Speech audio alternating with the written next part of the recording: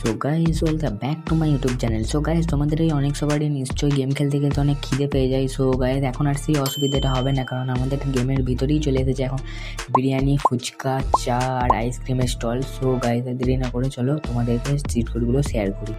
So guys এখানে তোমরা লিখবে ST1 মানে স্টল ওয়ান লিখে সার্চ করলে তোমাদের সামনে চলে আসলো এই যে লাকি ভেজ বিরিয়ানি।